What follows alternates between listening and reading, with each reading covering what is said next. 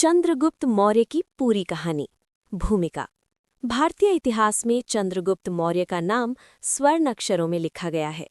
वे मौर्य साम्राज्य के संस्थापक और भारत के पहले ऐसे सम्राट थे जिन्होंने पूरे उत्तर भारत को एक सूत्र में बांधकर एक विशाल और शक्तिशाली साम्राज्य की नींव रखी। एक साधारण बालक से महान सम्राट बनने तक की उनकी यात्रा साहस, बुद्धिमत्ता और दृढ़ संकल्प की अद्भुत कहानी है। प्रारंभिक जीवन। चंद्रगुप्त मौर्य का जन्म लगभग 340 ईसा पूर्व माना जाता है। उनके जन्म को लेकर मतभेद है, लेकिन अधिकांश इतिहासकार मानते हैं कि वे मगध क्षेत्र में जन्मे थे। कहा जाता है कि उनके पिता का निधन बचपन में ही हो गया था और उनका पालन पोषण एक साधारण परिवार में हुआ। प्रारंभ में वे राजकुमार नहीं थे, बल्कि सामान्य बालक की तरह जीवन जीते थे। चाणक्य से भेंट, भाग्य का मोड़। चंद्रगुप्त के जीवन में सबसे बड़ा मोड़ तब आया जब उनकी मुलाकात महान आचार्य चाणक्य यानी कौटिल्य से हुई। चाणक्य उस समय तक्षशिला विश्वविद्यालय के विद्वान थे। उन्होंने चंद्रगुप्त में असाधारण नेतृत्व क्षमता, साहस और बुद्धि देखी। चाणक्य का उद्देश्य था धनानंद जैसे अत्याचारी शासक को हटाकर योग्य राजा को गद्दी पर बैठाना। उन्होंने चंद्रगुप्त को राजनीति, युद्धकला, कूटनीति और शासन की शिक्षा दी। नंद वंश से संघर्ष। उस समय मगध पर नंद वंश का शासन था। राजा धनानंद अत्यंत क्रूर और लोभी था। चाणक्य और चंद्रगुप्त ने मिलकर नंद वंश को समाप्त करने की योजना बनाई। पहले प्रयास में उन्हें असफलता मिली, लेकिन चाणक्य ने सिखाया, सीधे केंद्र पर आक्रमण नहीं, पहले जड़ों को कमजोर करो। धीरे धीरे उन्होंने आसपास के राज्यों को अपने साथ जोड़ा और मगध की शक्ति को अंदर से कमजोर किया। क्राउन। मौर्य साम्राज्य की स्थापना 322 ईसा पूर्व। लगभग 322 ईसा पूर्व चंद्रगुप्त मौर्य ने धनानंद को पराजित कर मगध की गद्दी संभाली।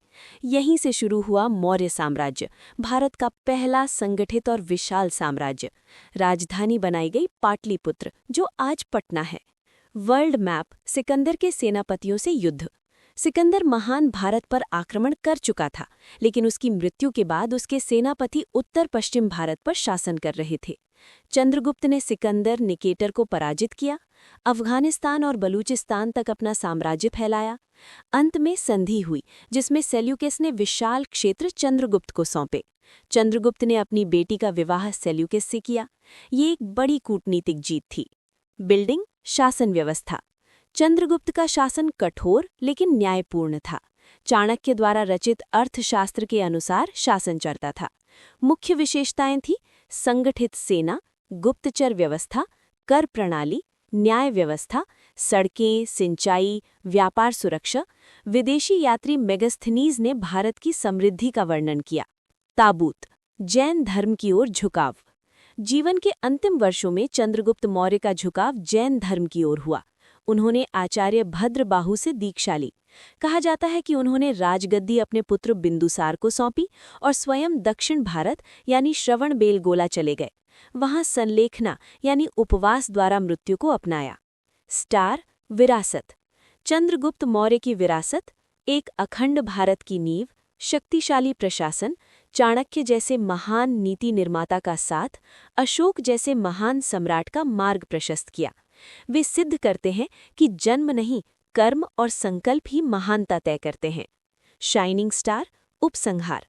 चंद्रगुप्त मौर्य केवल एक राजा नहीं, बल्कि भारत के निर्माता थे। उनकी कहानी हर उस व्यक्ति के लिए प्रेरणा है जो कठिन परिस्थितियों में भी बड़ा सपना देखता है।